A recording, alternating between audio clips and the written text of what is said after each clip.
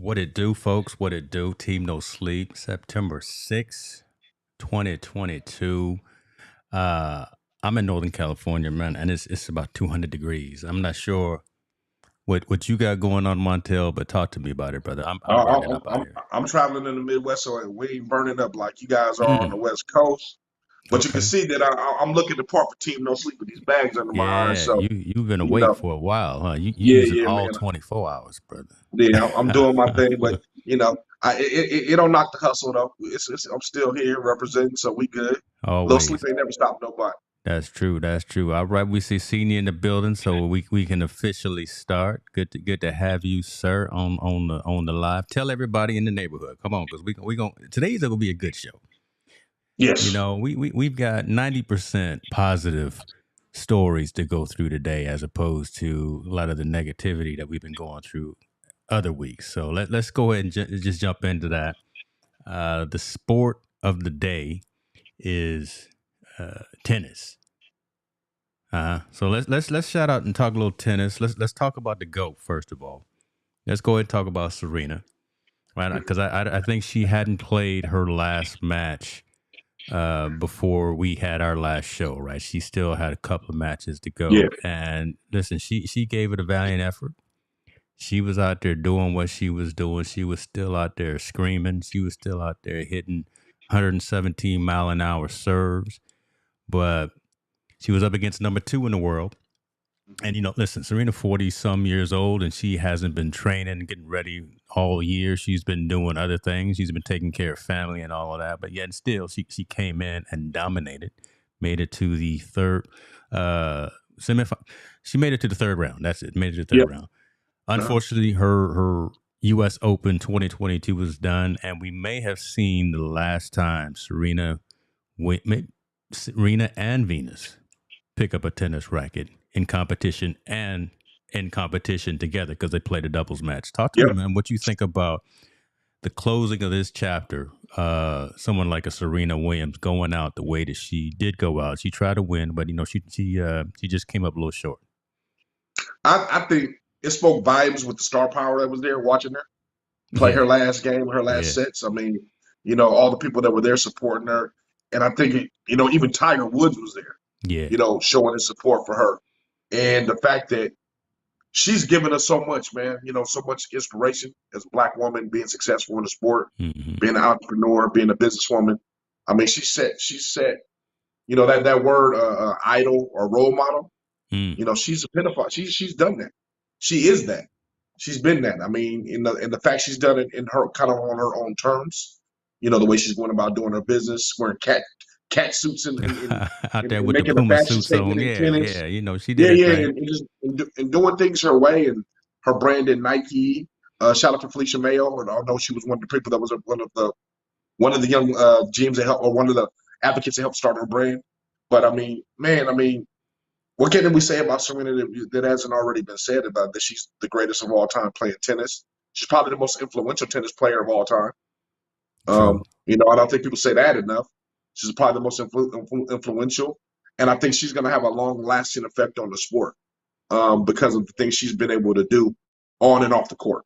Um, she's just, man, she's the best, bro. I mean, she's mentioned in, like when we say the Tom Brady's and the Michael Yeah, Jordans. yeah. Serena Williams is the GOAT of tennis. And I Listen. think that goes with men and women. Oh, She's the definitely. GOAT of Listen, you tennis. you you heard McEnroe talking while he was commentating, saying, "Listen, there is no one better. There is no one Yeah. who." You kind of compare her to an athlete build perspective, right? You think someone like a LeBron James, right? Serena is Mm-hmm. just, again, 117-mile-an-hour serves. She's out there doing her thing. She's still perfecting the shots, the drop shots, the backhands, all of that. I'm talking like I know tennis. Come on now. Yeah. But there is no one who is more dominant out there on that clay, on that dirt, on that grass, whatever the case may be. And I agree with you when you say she's more influential probably than anyone else, just because of the time that she was around, like having Yes. social media, having the internet, being able to be more than just an athlete, more than Yep. just go out and dribble kind of thing, right? Being able to have platforms to actually speak about social justice and social injustice, things of that nature. So, um, She left the door open though. Right when she was giving her farewell speech, when they were acknowledging her after the match, she said, "There's a possibility, but that's just the competitive nature I think in her." I Yeah. I don't personally. I don't think she's coming back. I think she has done all that she needs to do. She's got all the plaques. She's got all the trophies and all the accolades. There's nothing left to prove for her to get back out there I on the don't think court. there's anything left to prove on the tennis court, Hmm. but I think she feels she has a lot to accomplish in the business world. Okay. Yeah. I really do. I think that competitive side of her is going to shift to the business aspect of things. And like, she's been a minority owner of a team, and I think she might still be of the Miami Dolphins. Her and her sister. I think she wants to be, her brand in Nike. I think she's going to be striving that to be the number one tennis brand for women's tennis. I think she's really going to put a forth effort to do that. I think she's ready to take that competitive edge to the business world, and rightfully so. Yeah. She doesn't have anything else to prove to us on the tennis court ever again. She's done it to the fullest and the best of anybody that's ever done it. And like I said, we talk about the great, if we mention the top 10 greatest athletes of all times, I think Serena's name might be in that top 10. She on the list. Come on, She's got to be I've on been the thinking list of about that top that. 10. Yeah. If you name all sports top 10 people, I think Yeah. Serena's on that list of one of the top 10. So for us, I think the pleasure that we need to acknowledge is that we got a chance to witness. We witnessed her from a team to greatness. We witnessed her from people were calling them little nappy-headed little girls playing tennis, and they didn't want anything to do with them. Yeah. When they broke the barrier in playing tennis, to them dominating the sport, and now she's the fashion trend in tennis. It's crazy how 20 years later how that happens, right? Yeah. She's think the about that. So one. think about that. 20 years later. Yeah. So when they started, and here's the visual, they had beads in their hair, right? Her and Venus. When Serena hit the court this last round at the U.S. Open, she had diamonds in her hair. Yes. So yes. That's definitely a little elevation but in terms of. I think we need to take a step back, because me and you, James, are both old enough to remember when they criticized them for their look. Yeah. They were too black. They weren't attractive. Mm-hmm. Some people were going to say they look like monkeys. Mm-hmm. All these harsh criticisms. That was all out there. You're right. People said about them. And then when Serena started really training her body more, right, and they were saying that she was looking too masculine, too big for out there, too muscular. So, she's all this. They talked about Venus. They did everything to tear her and her sister down. And they both prevailed over it. Which, like I said, they went from being, what people deemed as unattractive to being sex symbols. Well, you think about it though, that all started. That was all. I'll use something that we say in the community. That was some good home training. Yes. Right? Yes. That started with mom and dad at home. Just that tenacity, that strength, and that fortitude to know that they were better than anything that other folks were saying. That was that good home training that was brought up into them before they picked up the racket. Yeah, and I'm gonna give it to the neighborhood. I think the city of Compton has turned out some resilient people. Yeah, man, shouts out to Compton. They came from. Come on, now it's not just NWA and Cube coming out of Compton. We got Kendrick Lamar, and we got Serena Williams and Venus Williams. Yeah, well, where we know in Compton, we know the culture in Compton because we're from California. Yeah, I think people outside of California don't really understand the culture there, which is really it's a tough environment to grow up in. Right, and it's immensely tough for two athletes that didn't play a primary sport. Usually you play basketball or something like that, especially if you're a woman, you play basketball and track, right? In that environment, those are the two primary ones. They play tennis. That's a good point when you talk about track. Exactly. That particular they were, right? Because again, that's the unfortunate stereotype. Oh, black folks or what, when you're coming from the inner city, you're going to play football if you're a dude, or you're going to run track, or you're going to do basketball. You're not going to play soccer. You're not going to play golf. You're not going to do tennis. You're not going to do something like that. Why? I don't know why. But again, that's unfortunate. It's stereotype that's built into society that way. Glad that they were able to break that mold. We know why. We have lack of resources in those environments. People don't invest in those communities. So I know why we don't prevail in those, because we don't have those opportunities, because there's no money invested in those. Their father found a way to create an environment for them to be able to practice and train in and do the things he did in. That speaks to, I think, Serena's character in the end, and her speech in the end. Like, I still want to do it. She thanked everybody. She talked about her, a little bit of her history, what she went through, and what she's appreciative of. Yeah. And most important, she talked about her daughter. And I think that's the most Yeah. humbling thing. She remembered where she came from to where her daughter is now. Like, I have a daughter, and I can provide everything in the world financially. I can provide all this knowledge. We traveled around the world. Those things I think she appreciates more so than anyone can ever imagine because of the beginning. And hers is different than Tiger. Tiger's family comes from a little bit more of affluent. Dad, I True. think, would Yeah. believe Yeah. in military. Yeah. They traveled a little bit. Tiger was a little bit more rounded Stanford guy. Serena Williams and Venus, they didn't go to college and do all that stuff. They straight to the pros and grinded themselves all the way to the top. Yeah. So I I love really, it. I'm appreciative of both of them. I like, obviously Serena's, when Venus was hot, we're a big fan of Venus. Venus kind of died down. She would start her family and do her thing. Mm-hmm. Now it's Serena's turn, and now I think both those sisters have they're part of the Mount Rushmore when it comes to female tennis. Big time. Now, the Mount Rushmore of female tennis is got a little tan to it. Let me just start with that, okay? Because shouts out to Coco Golf. Coco was out there doing her thing today. She didn't make it, but she was out there doing the best that she could, and she didn't advance, but she's out there. What is she? 17 years old, 18 years old, young thing out there, just killing them, dominating. Before long, it's gonna be her year, and she's gonna get that championship. She's gonna get whatever, that trophy, that plaque. But listen, Coco Golf is out there, next one to watch. Now, Mount Rushmore of tennis. Okay, we're gonna stay with tennis. We talked about women. We got somebody else that's out here just doing some things. And again, we got a little tan going on with a lot of these folks is doing things. Listen, Francis Tiafoe. Man, I want to make sure I'm getting his name right. Tiafoe. Tiafoe is his name. Man, that's a great name too. This is the man right here, ladies and gentlemen, who just beat Rafael Nadal. So everybody knows who Rafael Nadal is, but y'all don't know who Francis Tiafoe is. But you need to know him now. He is advancing on. He is from Maryland. So shouts out to the East Coast. But this young man, I believe he's 26, 25 years old or something of that nature. He is a student of the game. He came out on the court wearing Serena's hoodie with the goat on it, right? So he knows the lineage. He's got the respect for the game and folks that are out there doing it as well. And he is really the next person, I think, to watch. And I think you agree with me as well. He is probably the next person to watch from a superstar in tennis. If you can beat Rafael Nadal, that means you got some skills. You got some skills. You've done something. I hope it's sustainable what he's doing. Yeah. But I appreciate, like I said, the one thing, him wearing that sweatshirt, him coming out there showed the influence of Serena. Yeah. On tennis. And let's be honest with you. I've been to Maryland before. Maryland is just like Compton in some ways.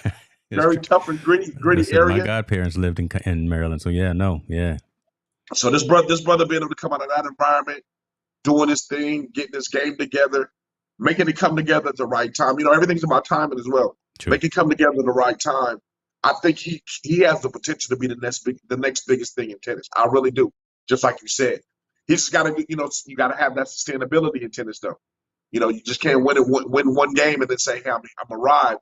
It's got to, he's got to beat a couple of guys and then eventually get to that title game and win it. But I do believe he can be the next fresh face of tennis. Yeah. If that makes sense. Yeah. I mean, again, when you're starting to knock down big name brands, the Nadals of the world, and you see the side posting right here, Nadal doesn't know what he's going to do after that.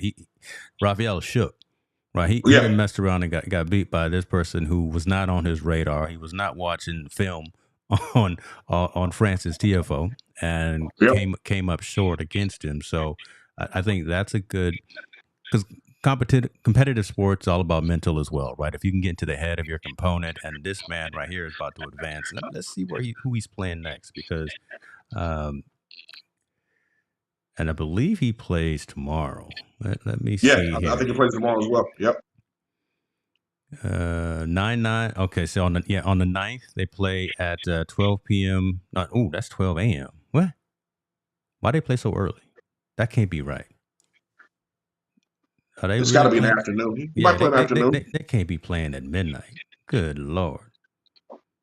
Oh well. All right. So he's playing. What is that? Is that France right there? I don't know my geography. Hopefully that's France there.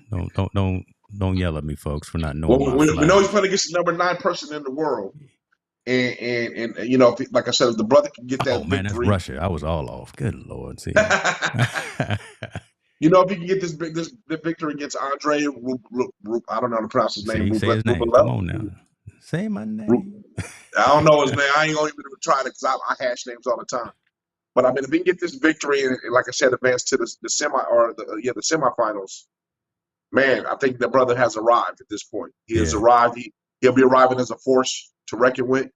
And like I said, if he can maintain that consistency, I think nothing but sky's the limit for that young man at all. Yeah. Okay. My bad. They play tomorrow. Yeah, the 7th at 1:30 p.m. Eastern time is when their match is, and then we're hoping that Francis advances to the semifinals so he can knock some of these other dudes down because I don't see any more competition. Right? You got a 3 seed, 11, 5, 13, 23, and 27. Look, Francis is a Well, 22 seed. He fits right in the mix there. So I think yeah, he can hold his own. like you said, part of his mental. Hopefully, he doesn't have a letdown. Hopefully, he's riding a high that he can beat anybody. And he's really confident.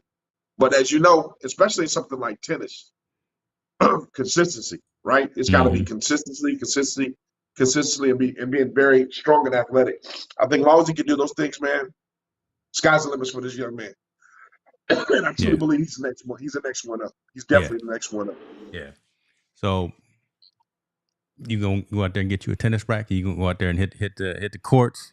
Work I on don't your know. cardio. I'm a little too old, but I wouldn't buy my grandson somebody like that going there and testing a little bit, getting down on the course. Yeah. I definitely would enjoy it. You know, work on that cardio a little bit and get some of that work in. Yeah, I'm gonna be my checking ankles it out. can't handle it no more. That's true. Listen, that's true. That's grown folks right there. You know, Yeah. tennis is for the young folks, but that's all good. That's gonna be a good match. Hopefully, he progresses. Hopefully, he keeps making positive noise. But Yeah. I do like the fact that he gave homage to Serena and kind of where he came from. It was good that his parents were in the in the arena in the Arthur Ashe arena. I mentioned Arthur Ashe as a cousin of mine, so I have to mention that name. It was good that his parents were there to see him rise to this level. So we wishing him nothing but the best moving forward. All right, we want to get to a bad story or one of the 10% of the not so great stories. Let's get to the 10% not so great story before we finish up with a strong one. All right, football. Why is it always football too, where there's an issue that's going on?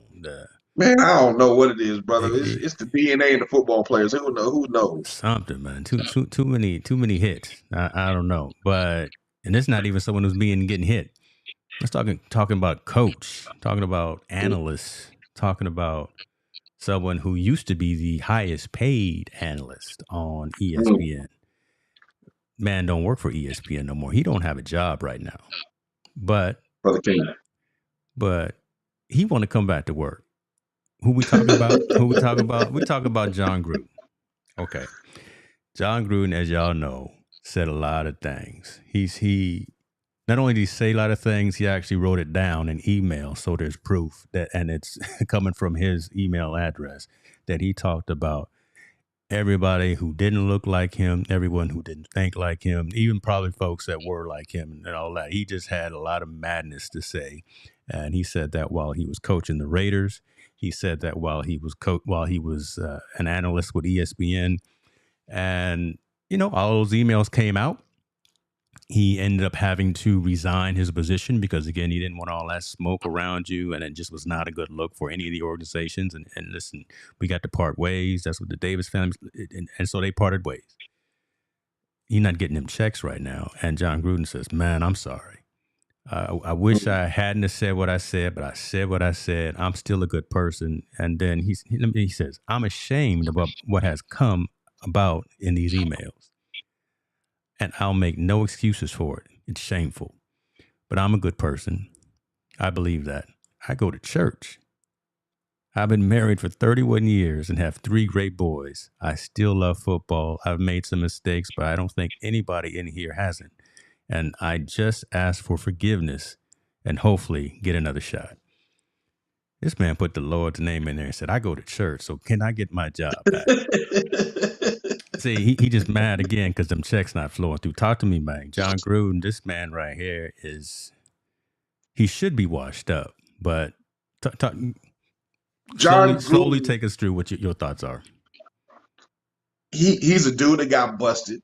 And then since he got busted, now he wants another chance. And unfortunately, no, that's not that it shouldn't happen. The NFL should be like no. College should be like no.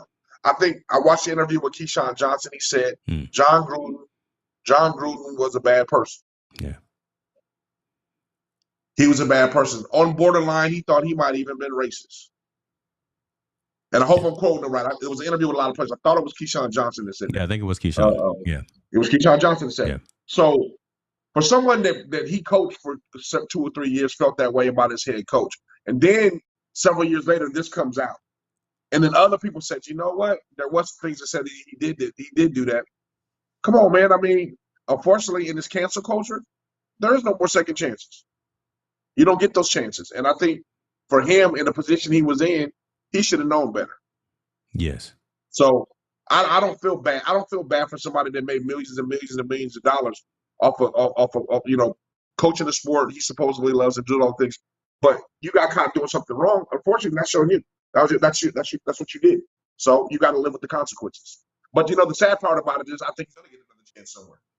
That's the problem, right? That's the weird catch-22 that again he's just wrong. He knows he's wrong. He shouldn't have said what he said. He shouldn't have written it down in emails as well and share that with other folks because of course it's going to come back and bite him. But listen, everyone, this is a free country. You can say and feel how you want. Just realize that there are consequences for it. Look at it. Oh, there go Jon Gruden calling you right there, right now. I as well agree that someone is going to pick him up. Just because this society that we live in is unfortunately too forgiving to a lot of things. And I'm gonna tell you what's gonna happen. I'm gonna tell you what's gonna happen, James.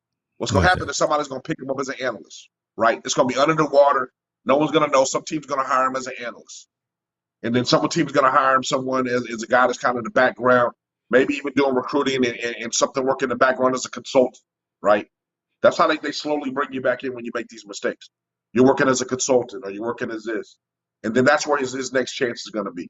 I don't know what. But think about it, though. Gruden was making all that money. Again, as I started out, he was the highest paid analyst with ESPN. Is he going to come back and just be the timekeeper or be the guy that's walking around with the clipboard? I don't even think it'll be that extreme. I think it'll be a guy that's in the background being a consultant, as they say. Basically telling some guy, hey, this is what you're supposed to do or something do like that. Wow. It won't be as a great glamorous pay as it paid, but it gets him back in the thing that says, hey, you know what, I've been working as a consultant. I've been doing this. I've been right. I haven't had any incidents to kind of slowly but surely work himself back in to the football world. That's the way I think it's going to play itself out. I don't think no one in their right mind is going to hire him outright based on all the comments and stuff that came. But we know the NFL is a good old boys club. It's a good old boys club, and they take care of each other. So he's got more of an opportunity of getting back at the league level as opposed to an individual team level, you think? I think he'll work with a team to get in. I think he won't work at the league level. League doesn't care about an analyst or anything. I think as a team will try to work himself back in. Because like I was saying before, it's a good old boys club. And even though he offended a lot of people, unfortunately, there's some people that agree with his opinions. Because he was emailing other people that agreed with it. True. So, and those people still have jobs in the NFL. So I think someone's going to bring him in at some point and say, hey, he wasn't he's not really a bad person. It was a mistake, blah, blah, blah. The whole spiel, and they'll bring him on and he'll do that job for 1 or 2 years. And then he'll get advanced to another job in 2 or 3 years. And then he'll be back in the running for a head coaching job. Man, that's unbelievable. That's the way it works. I mean, we've seen it done over and over again. In our professions in the private sector, if we was to talk some madness like that, and especially in the enterprise technology field and in any place, again, the circles are so small, right? Yep. You mess around, you burn one bridge, and all of them start falling down. You trying to get a job at Google or HP or Dell or wherever, and you burn one of them bridges, man, it's gonna be tough to get in the door again. You better go find you a job at a coffee shop because your Yep. days could be done. I don't know, but I agree with you. I think he is Yeah. sooner than later going to be back somewhere with a headset on, representing the team, either maybe not at the NFL level. I think it will be the NFL level. I think it's going to be the NFL level, and unless he decides to take one of these XFL jobs or something like that, and they let him in somewhere like that. We've But I seen don't some head think coaches any of go them there. want to take the PR hit. They don't want to take the PR hit this early because the business is so new.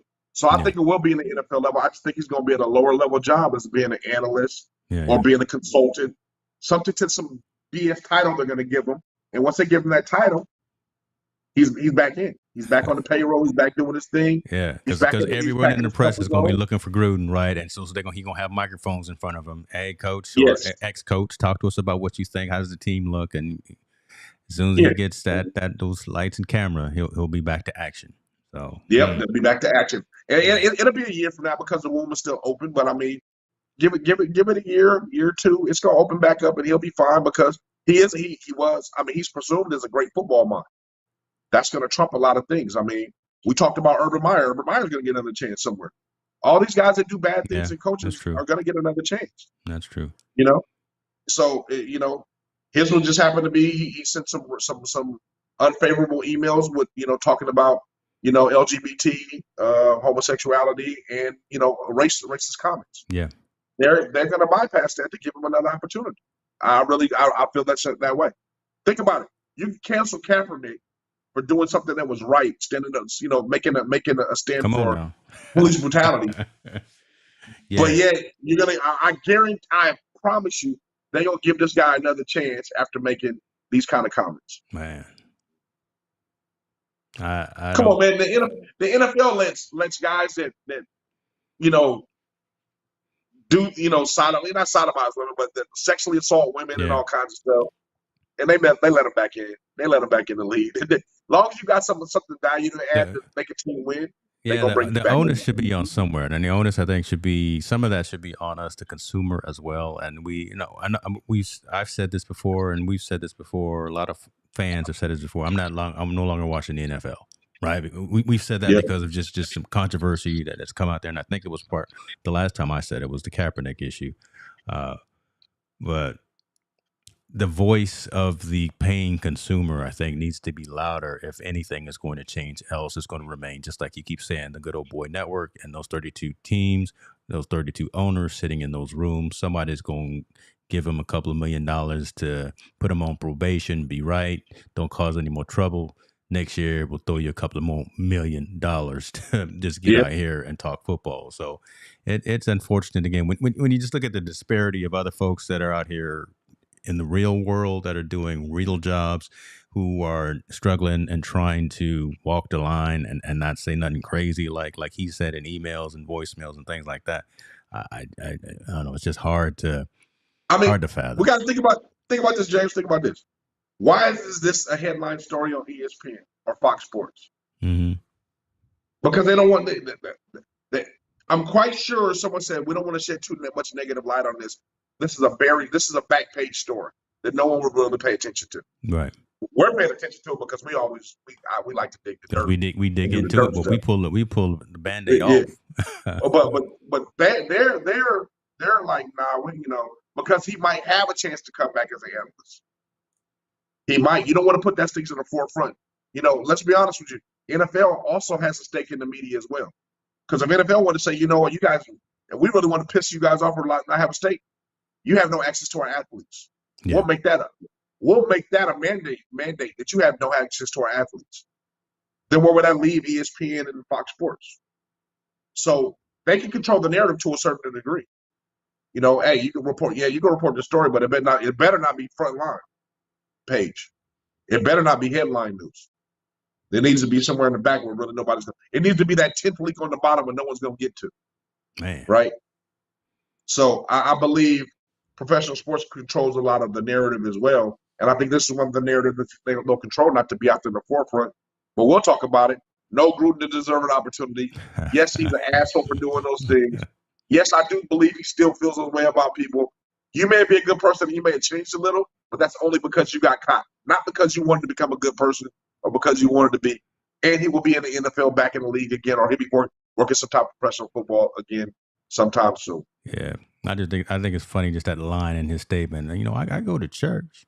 Well, okay, Yeah. brother, that's good. A lot of folks go to church. Ain't go well. Okay, it's not gonna be that kind But of show. We not but I'm saying you want to bring show God up in the into the building. mix and say Yeah, you changed. No, change.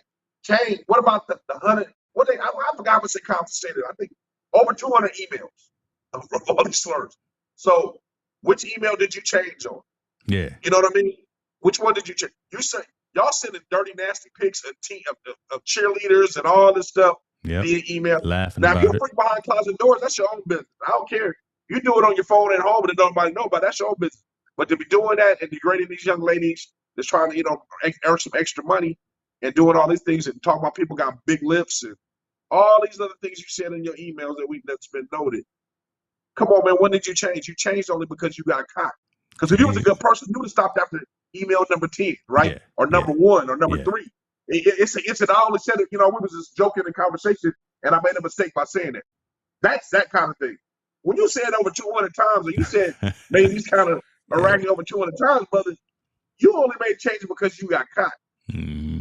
I mean, you go from one location, you go from Oakland to Vegas, and then you go to Massachusetts, changing jobs, and you still talking this madness at all these different locations.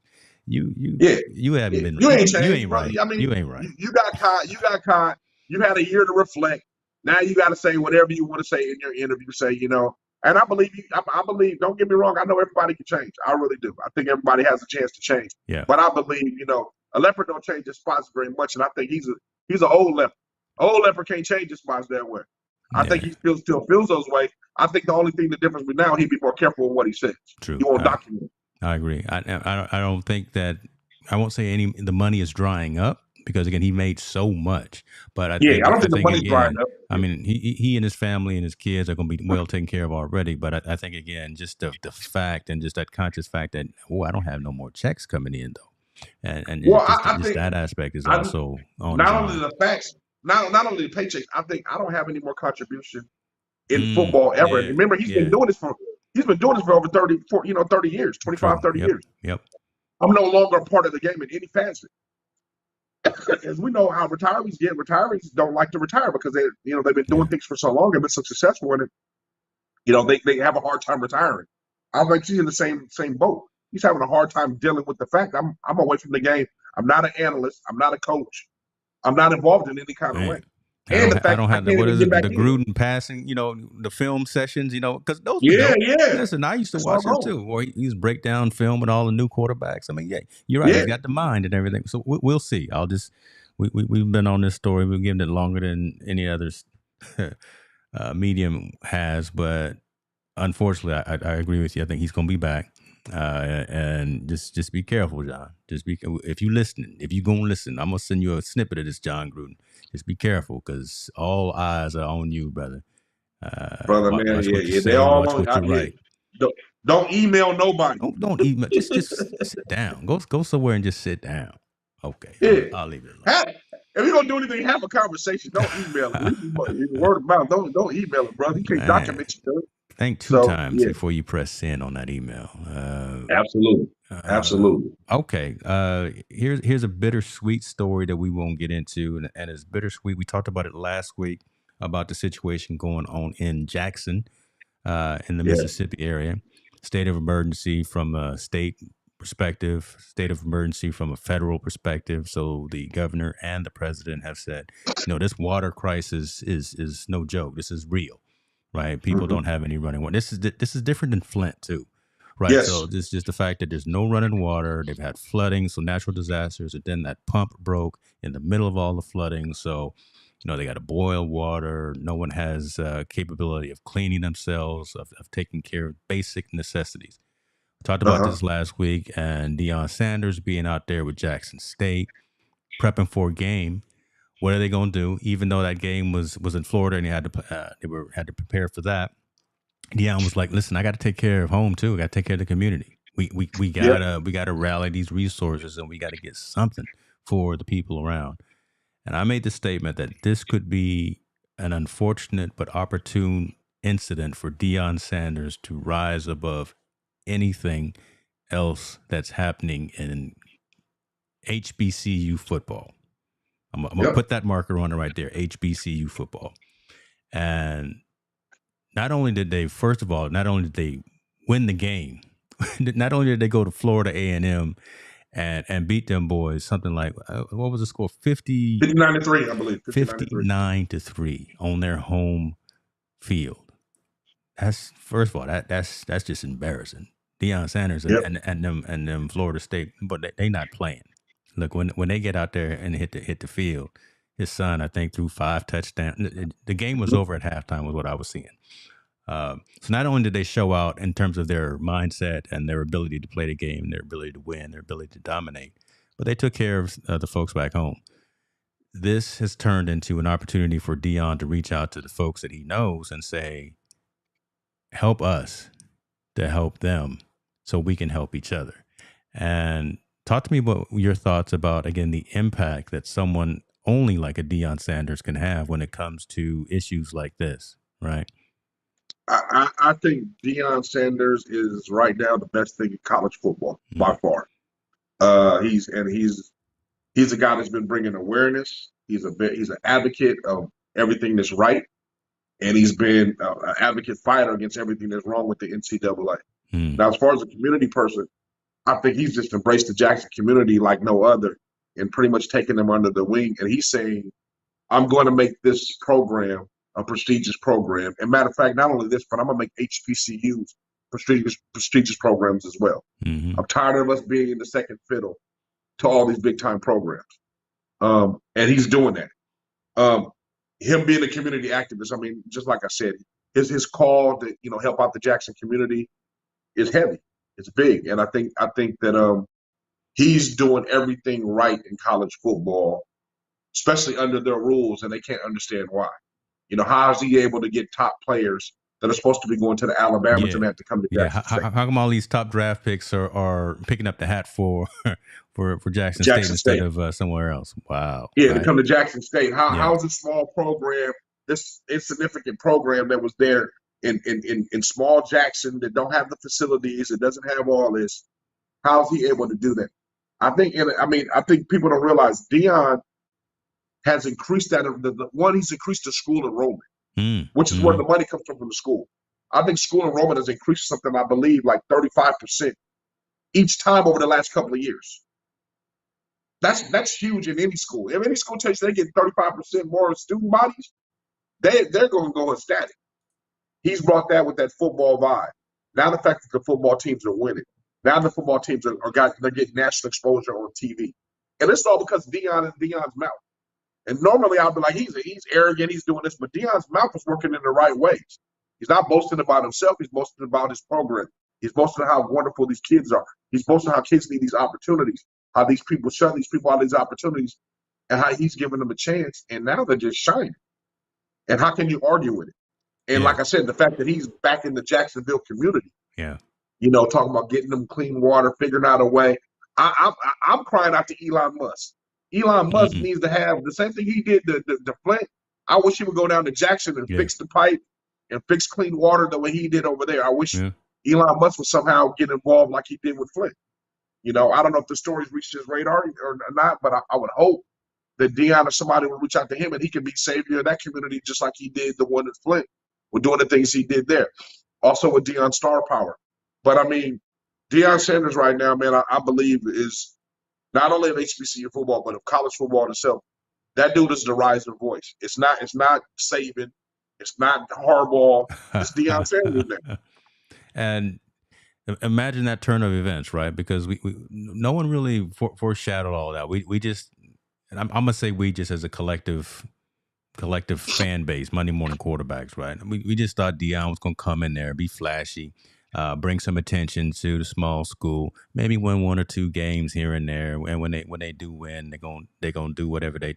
But the social aspects, and again, unfortunately, some of the things that happen, but the social impact that he's having and the stage that he has, he's been able to, like you say, elevate the conversation of top recruits are deciding where they're going to go spend their next 4, 5, 6, however many years, right? Yep. They are having conversations about more access to these HBCUs, not just ESPN3, not just ESPN2, but ESPN itself. ESPN, So on I the also main think channel. he's been able to comment on the unfairness, how they treat athletes, how they treat athletes at the Division I level compared to the Division I AA level where he's at. Well, he, like why? This was the screen I had up just before, right? As well, he was talking to the whole teleconference of all of the coaches talking about the schedule. The schedule is not right. I'm not playing. As in Jackson State, I'm playing all these classic games. I can't. Yep. I'm losing 3 home games. I want to play, and my kids want to play at home. They want the advantage of playing in front of their home team and get some of that action. But because of the way that their schedule is laid out, they got to go play in Miami. They got to go play in all these in St. Louis or wherever the case may be, as opposed to playing at home. Yep. So he's very instrumental again in talking about the whole scheduling piece of how this is shaping out for. Oh yeah. All of HBCUs. But I think in hindsight, to be honest with you, maybe it was a catch-22, right? Because of now the water situation that he has to be away, and they don't have to be at home dealing with that, trying to take care and figure out water for the players. And that's unfortunate, that's the thing that happened. But maybe it's good in hindsight because he has to do that. But I do see his point. Why, in order for me to be on national TV, for me to go somewhere, do I have to go play outside of my home stadium instead of you guys coming here to Jackson and watch us play on national TV at our home stadium and see how we do our things? Most of his national televised games are away. They're not at home, like he said. So he has a valid point in calling these things out. And I think he's the voice of right now, Deion is one of the most powerful voices in college football. The only difference between him being more powerful and being the Cincy of football is he's not in a Power 5 team right now. If Deion was doing this at Florida State, a Power 5 team, he could do what he wants. He would be able to command what he wants at this point. Yeah. And how things are supposed to be dictated. But since he's still in smaller Jackson State, I think it takes him a little bit more time, a little more difficult to get things, done, or it takes a little bit more time. He has to bring a lot more awareness to it. But I think he's bringing the good, bad, and the ugly awareness of college football, especially just how the players are treated and why players get some things and why players don't. Why things happen and why things don't. Why is that conference treated different than our conference? All these things along, he's bringing definitely awareness to it. And he's got a voice that news outlets are paying attention to it. Mm-hmm. I think that's just going to be better all the way around for college sports in a whole. And the fact that he is uninhibited by anything, he's taking advantage of all the platforms that he has, right? He's very active. He and his sons are very active on social media, showing the unfiltered situations that are going on off the field and on the field. So we love seeing that because it's raw and it's uncut, and we know what's really going on. I just wish, you're right. I wish someone like I don't know if it's Elon, but I just wish someone would come in there and just help all these communities that are in distress. But this is a bad situation when you got this. I say Elon Musk because he was able to go to Flint and help them fix their water and again, he's the richest man on the planet right now, so he can spare a couple of $1 million to fix a couple of pumps and do whatever. Yeah, bring your scientists down there, Elon, to go do what you do and fix that out. And I think you'll have the city of Jackson in your back pocket for the rest of your lives. Open a plant there too, because those people would love to work for Tesla and do the things that need to be done there. I wish someone would step up that has that kind of money to be able to help those people, because they deserve it just like everybody else, man. And no one deserves to have bad water, where it's contaminated, things like that. So I just wish the situation would take care. I wish it would just get resolved. And, and I hope Deion has an instrumental voice in getting it resolved. To be honest with you, I really do. I think he does. And again, it's a game changer. Unfortunately, again, and a showstopper. I'll use all those adjectives when you've got something as common and something as core to survival as running water. When you don't have running water, and you listen, folks start dying when you don't have that. And if there's, I don't know what the weather is like over there. I know Mississippi's probably humid, but listen, it's 120 over here in Northern California right now. If you're dealing with high degrees of temperature as well, and you don't have water, things just start compounding on themselves. Not reading or not trying to make assumptions or anything, but again, let's take care of our Yeah, neighbors and our we community. we we we, we both know it's got to be tough, especially if you got little kids, right? Yeah, Little kids, yeah, man. or elderly people. They they need water, they need to bathe, and people with illnesses and stuff, they have to have clean water to be able to clean wounds or clean situations they need to be in. I mean, this is bigger than any sport or Mm-hmm. anything going on in our I think in the United States, to be honest with you, and it doesn't get enough press. People don't have clean water.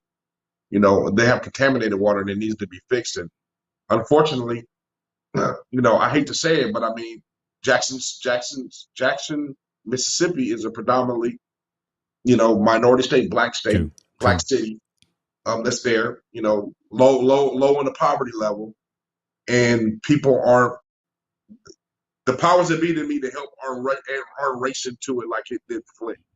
Where Flint has Uh, two classes. Flint I, has, some rich people, poor people, and medium class. Jackson has that, but very small and very little. It's a very low income state of Mississippi, and it's not that big it's not a big predominant major city. But I still listen. wish people would help, man. I Yeah, mean, it listen, help 2022 in these United States of America, by not having running water in your home, that's an issue that needs to be, everyone needs to be standing on be their fixed soapbox. immediately. Yeah, we shouldn't Everyone have to need to, wait 9, 10 days. We shouldn't yeah, have to wait 20 days for an come on, engineer to come out there. It should be fixed come immediately. on, yeah. All hands on deck to fix that out. And it just doesn't seem that pressing issue for Jackson, Mississippi, is there, in my opinion. Army Corps of Engineers, National Guard. What? Okay, we can get into that too, but then let's just let's have some more attention I, to take care of I'll this. say This what is you ain't. I'll say what you ain't saying. We'll take our ass over to Ukraine to do everything or whatever. well. But we can't Oh, go let over me to let me Jackson, let me Mississippi. let me drop some music on that one. God, yeah. Oh, Hey, awesome. that's just being all honesty. It's funny, now that you bring that, it kind of strikes a nerve There it is. because all these what these Trumpster guy people, Yeah, yeah. they'll do everything in their power to do all that stuff. But you say we're America, we say USA, but you won't really help us in our cities, right? You ain't fighting that hard to go down there and help them. You ain't pressing Congress and the government to go help Jackson, Mississippi, but you'll help you. You're pressing them about Trump situations. But yet we're all supposed to be United States. We're all supposed to be under one umbrella. Makes no sense to me. But bigger than that, I wish Biden and the United States and all them would really, like I said, this should be all hands on deck, man. No running water. And like I said, Jackson is a major city in Mississippi. It's a Mm-hmm. major city in Mississippi. It should be all hands on decks to help fix that. Yeah. They shouldn't have to go 9 days. They shouldn't have to go 2 days without an engineer team down there out there fixing. Much less 9 days. Well, I think we're going on week 2. We're going on 2 On them weeks, trying yeah, to because fix we this talked thing. about it last week for sure, and Yeah, it had just hit. So, and the fact that it's yeah. not resolved. But all right, we're gonna keep track of this, folks, because again, this is something that, again, it's affect from the sports podcast, but it's affecting the social impact of these particular individuals there, and it resonates with this show because someone like Coach Deion Sanders is talking about how it's affecting his team, his team's family. His team's family is the community. So there's that trickle down effect. So we gonna talk about it here because we gonna make sure that somebody stands up and takes some action. So mom's saying she don't understand. I know we just don't understand why it's taking so long to get. Why can't we just get right? So we'll see. We gonna keep pushing buttons and find out what's going Hey, on. let's keep it 100%. If that was Beverly Hills, that shit would have been fixed in an hour. But there wouldn't have been no problem because they would have Wouldn't have had been a no problem. higher. The Yeah. water maker break contamination is fixed in an hour. But since it's Jackson, I hate to say it, but since it's Jackson, Mississippi, it seems to take weeks and weeks and weeks for them to get down there and fix it. And they can make every excuse they want. Bottom line, it's not a pressing issue, and it should be a pressing issue. Which is, like I said, it's disheartening that we're supposed to be one United States, one for all for one, but yet we're segregated when it comes to the calls of action to do something, especially when it comes to things like this. Yeah, I'm looking at just current stories of what's going on, and the water in Jackson, Mississippi, was bad even when it worked. in Jackson, Mississippi, a water crisis of unparalleled scale. So, things are coming out, people pointing fingers, and again, hopefully we get some more sleeves rolled up and people actually doing some work to get things accomplished. So, stay tuned. Absolutely. Stay tuned. Elon, you need to purchase up and send Holla it at to your boy Elon. That's Elon. what you Come need on to do. now. I'm Let's an Elon fan when it comes to this kind of stuff, bro. yeah. Go fix it, bro. Shoot. Yeah, come on, Elon. What you doing? You're not working on nothing right now. I know you try to buy Twitter. No, you just You sitting ain't got no around space playing. trips playing, brother. Go and fix this water crisis. You good. You good. Hilarious. All right. Back to sports, back to football, back to awareness. And this is a feel good story right here. This is a black man, entrepreneur, came from journalism, is is a mogul. Let me go and say that mogul in the entertainment business, mogul in the media business, has his arms around everything that is entertainment from a cable perspective, and now this man is talking about bringing those HBCUs to, again, not just ESPN2, ESPN3. No shade to those other ancillary channels, but let's get on ESPN proper. Let's get on Fox Sports Network. Let's get on CBS, whatever. Let's get on those places. So Byron Allen is actually working to bring HBCU sports to all of the major broadcast streaming platforms. Man, that's a huge. Where have you heard this called story? it, dude. I was gonna say, where have you heard this before? I said I thought Deion was gonna be the driving force to do it, like him and some investment partners in the background. Yeah. But I called this. Man, I don't even know, a year. It had to be a year We ago. got it at on least. tape, bro. Don't trip. We got it on tape. I knew someone was going to be smart enough to drive an HBCU television network. This just happens to be a streaming platform, which is fine. But this network will televise and stream all HBCU sports coming out to these major cities. Man, it's just a match. It's a match made in heaven. I'm glad Byron Allen is the one that saw it and is doing it. And I know he probably watched the show and got the idea from me. I want my cut. He did. I want my cut, but man, I'm telling you, I called. Aren't y'all related? Come on now, Montel Allen, Byron Allen. He's somewhere in the family tree somewhere. I wish I knew. I wish the brother was somewhere down the pipeline. I would call on him. But unfortunately, I don't think we're related that I know of. But I called this, man. You did. No, listen. You said someone should definitely make this move. We thought it was going to be someone else, but right now Deion's got some other things going on, and there was probably some back channel conversations because these gentlemen, these winners like this, all run in the same master class. This is the mastermind, so they all talk to each other, and they have the Allen Media Group, who owns the major holding that he has. Let's think about this: is the Weather Channel. Yes. Yep. So Byron Allen's got some cash, and he's got some liquidity, so he can go out and make something like this happen and bring HBCUs to, again, these major markets: New York, LA, Philadelphia, Dallas, Atlanta, San Francisco, Boston. You can see it on the screen here. This is nothing but goodness.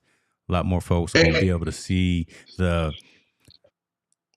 diversity, the culture, and just the vibe. I don't want to just talk about the halftime piece, right? But I just see the flavor of what an HBCU game experience brings. That is just nothing but goodness for whoever hasn't seen it before, but who is now going to be able to experience that.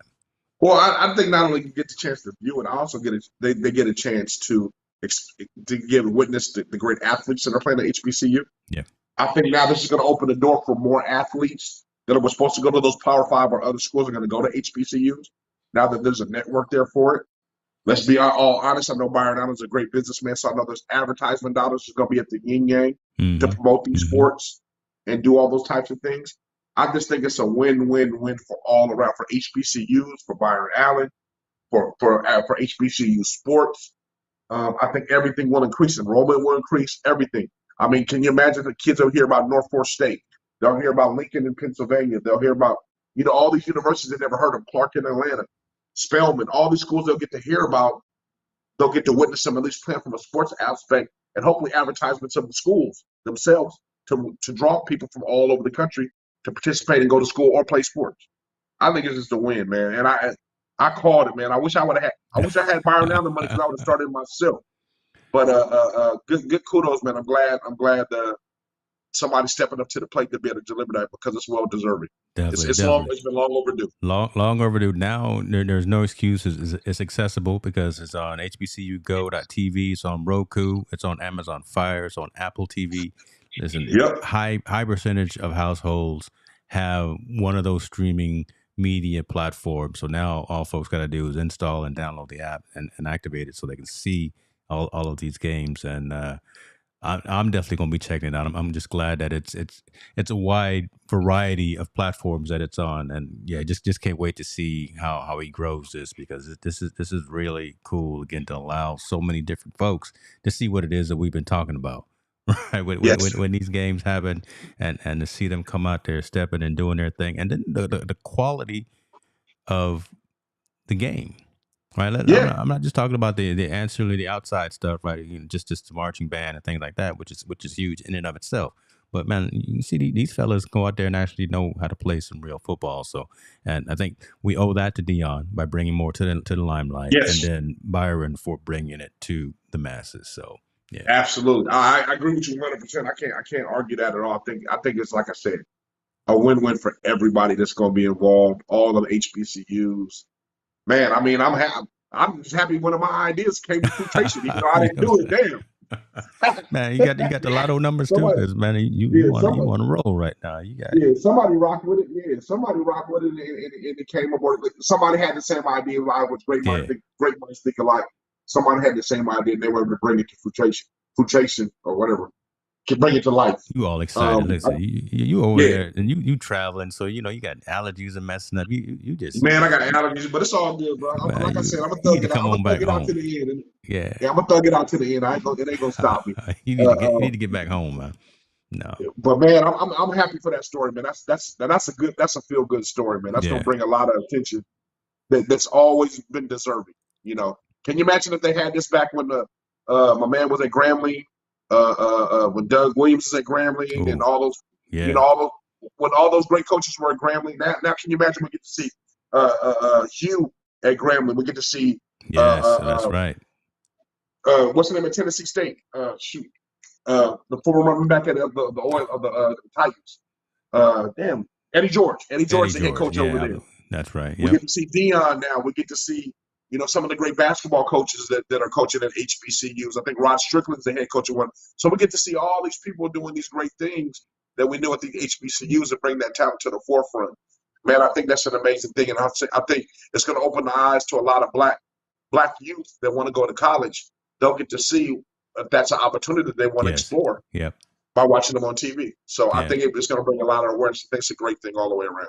Yeah, definitely a win-win for everyone that's involved. I'm sure someone will find some bit of negativity, but Byron Allen has been able to navigate all of that pretty successfully, and he just keeps winning. I mean, literally every quarter it seems like I see just a positive story. He's buying some TV station, some channel, some network or whatever, bringing something to consumers. So he knows how to manage all that. So he's got to buy Team No Sleep next, and then I'm gonna hit him up tonight.